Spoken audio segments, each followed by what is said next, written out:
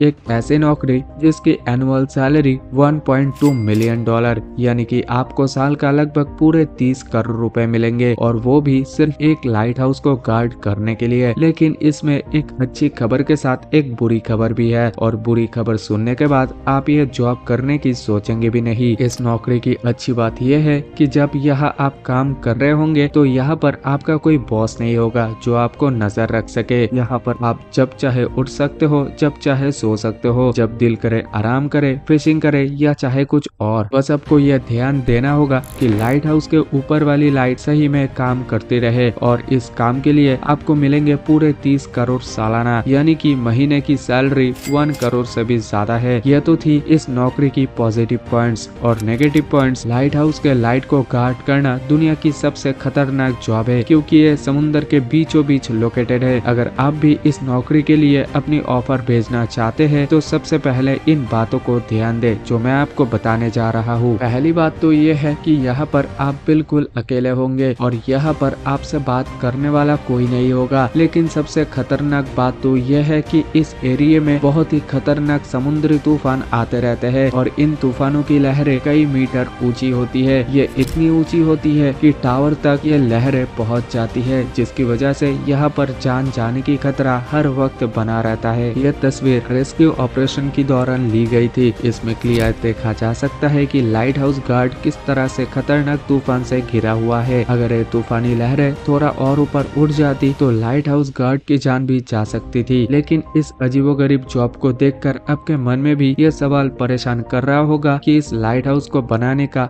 आखिर मकसद क्या है। तो इस बात को समझने के लिए हमें पुराने दिनों में वापस जाना पड़ेगा, जब सफर करने के लिए कोई सड़कें नहीं हुआ करती थी और न ही कोई गाड़ियाँ। तो लंबे सफर के लिए सबसे अच्छा तरीका एक ही था, और वो था पानी। लेकिन सबसे बड़ी प्रॉब्लम ये थी कि पुराने जमाने में सेलर्स खुले समुद्रों में सफर करते थे, तो इन्हें कुछ भी नहीं पता चल पाता था कि अगली जमीन कितनी दूर है और वहां तक पहुंचने का रास्ता कौन सा है। जीपीएस या कोई भी एडवांस सिस्टम ना होने की वजह से नेविगेशन इस दौर में सबसे बड़ा मसला था, क्योंकि ऐसा कोई सिस्टम ही नहीं था जो कि इन सेलर्स को गाइड कर सके। इसलिए इन सेलर्स को दिन में सूरज और रात को सितारों पर गुजारा करना पड़ता था। नेविगेशन के सही इंफॉर्मेशन ना होने की वजह से इन सेलर्स को बहुत ही मुश्किलात और मुसीबतों का सामना करना पड़ता था। इसका अंदाजा आप इस बात से लगाए कि एक बार कैप्टन अपने क्रू के साथ पैसिफिक ओशन क्रॉस कर रहे थे, तो रात में आसमान पर अचानक से घने बादल छा गए, जिससे कि वो सितारे छिप गए, जिन्हें देखकर कि वो लोग आगे का रास्ता पता लगा रहे थे। और साथ ही समुद्र में बहुत तेज तूफान भी आ गए, जिसकी वजह से ये लोग अपना रास्ता भटक गए और खुले समुद्र में खो गए। कैप्टन और अपने क्रू के पास ना तो कुछ खाने के लिए बाकी बचा था और ना ही कुछ पीने को, और इसीलिए भूख और प्यास की वजह से सारे क्रू मेंबर्स अपनी अपनी जान की बाजी हार गए, और कैप्टन बहुत बड़ी मुश्किल से जमीन तक पहुंच पाए। और यही से लाइट हाउस की शुरुआत हुई। इजिप्ट में मेडिटेरियंस के साथ ही एंशिएंट सिटी ऑफ अलेक्जेंड्रा था, और वहाँ का रूलर पटालमी नाम का एक शख्स था। और दूर में ये किंगडम ट्रेडिंग के लिए बहुत ही जबरदस्त जगह मानी जाती थी, और दूर दूर से शिप ट्रेड के लिए यहाँ पर आते थे। लेकिन इस किंगडम के लिए एक मसला काफी टाइम से सरदर्द बना हुआ था। मसला ये था कि शिप्स को शहर से किनारे तक पहुँचने के लिए जिस जगह से गुजरना पड़ता था, वहाँ पर पानी के नीचे पत्थर की बड़ी बड़ी चट्टानें थी, और जब ट्रेड के लिए आने वाले शिप रात के उस वक्त गुजरते तो पानी के नीचे मौजूद नोकदार पत्थर उनमें सुराख कर देते, और फिर बहुत ही ज्यादा नुकसान हो जाता था, जिसकी वजह से शिप डूब जाती थी और ट्रेड के लिए आने वाला सामान भी जाया हो जाता, जिसकी वजह से किंगडम की इकोनॉमी को काफी ज्यादा नुकसान पहुंच रहा था। और इस मामले का हल निकालने के लिए किंग पटालमी ने उस दौर के सबसे फाइनेंस और एक्सपर्ट आर्किटेक्चर को बुलाया और इस मसले को निपटने के लिए उनकी मदद मांगी। उन दोनों ने मिलकर एक बहुत ही जबरदस्त सोल्यूशन निकाला। सोल्यूशन ये था कि रोशनी की एक बहुत बड़े मीनार को बनाया जाए जो शिप को सेफ्टी के साथ गाइड करेगा, और साथ ही पानी के नीचे मौजूद खतरों से भी अलर्ट करेगा। और फिर किंग को उनका प्लान बहुत ही ज्यादा पसंद आया, और किंग के अप्रूवल के बाद आर्किटेक्चर ने इस पर काम करना शुरू कर दिया। लेकिन उस वक्त उन दोनों को बिल्कुल भी नहीं पता था कि जो चीज वो बना रहे थे वो इंजीनियरिंग की दुनिया का एक बिगेस्ट इन्वेंशन बनने वाला है। इसकी हाइट 380 फीट थी और इसे व्हाइट मार्बल के साथ बनाया गया था, और इस लाइट हाउस को चमकते रहने के लिए इसके ऊपर एक बहुत बड़ी आग जलाई जाती थी, जिसको हर वक्त ऑयल और लकड़ी की सप्लाई मिलती रहती थी। टाइम बीतता लगाया और फिर आर्किटेक्चर ने इस लाइट को और ज्यादा बढ़ाने के लिए मिरर और लेंस का सिस्टम भी बनाया था, जिसकी मदद से कई किलोमीटर दूर जहाज भी इसकी रोशनी को बड़े ही आराम से देख सकते थे। और फिर दुनिया का ये लाइट हाउस सेलर्स के लिए एक सेफ्टी का सिंबल बन चुका था। और फिर यहाँ से लाइट हाउस का कॉन्सेप्ट पूरी दुनिया में फैल गया। पहले तो ये लाइट हाउस समुद्र के किनारे बना करते थे, लेकिन जब वक्त गुजरा फिर पूरी दुनिया में समुद्र के जरिए ट्रेड और भी ज्यादा बढ़ गई और समुद्र के जो पत्थरी चट्टानें मौजूद थी वहाँ से गुजरने वाले शिप्स की सेफ्टी के लिए उन जगहों पर भी लाइट हाउस बनना शुरू हो गए थे। शुरू में इन लाइट हाउसेस के ऊपर आग जलाई जाती थी, लेकिन यह कोई अच्छा आइडिया तो थी नहीं, क्योंकि इसके ऊपर बहुत सारी लकड़ियाँ और ऑयल इस्तेमाल करना पड़ता था, जिस पर कि काफी ज्यादा खर्चा आता था। लेकिन जब इलेक्ट्रिसिटी प्रोड्यूस हुई और लाइट बल्ब की इन्वेंशन हुई तो ये लाइट हाउसेस भी इलेक्ट्रिक बल्ब पर शिफ्ट हो गए। हालांकि उनके रोशनी आग से भी ज्यादा थी, लेकिन फिर भी ये इतनी भी ज्यादा नहीं थी कि मीलों दूर तक पहुंच जाए। तो फिर लाइट हाउस के लाइट को मीलों दूर तक किस तरह रिफ्लेक्ट करे? तो दोस्तों इसका सिंपल सा आंसर है लेंस। और यहाँ पर एंट्री होती है एक फ्रेंच इंजीनियर की, जो कि इन्होंने ही लेंस से लाइट को मीलों दूर तक पहुंचाया और अब लाइट को मीलों दूर से भी देखा जा सकता है। और अब इसी तरह से लाइट हाउस के मदद से शिप्स को खतरे का पता चल जाता है। तो क्या आप भी इस लाइट हाउस में काम करना चाहेंगे? अगर हाँ तो आप हमें कमेंट में जरूर बताना। बाकी आज के लिए बस इतना ही था। आई होप कि वीडियो आपको काफी ज्यादा पसंद आई होगी। अगर पसंद आई हो तो प्लीज वीडियो को लाइक करके चैनल को सब्सक्राइब जरूर कर दीजिएगा। तो मिलते हैं नेक्स्ट किसी और वीडियो में।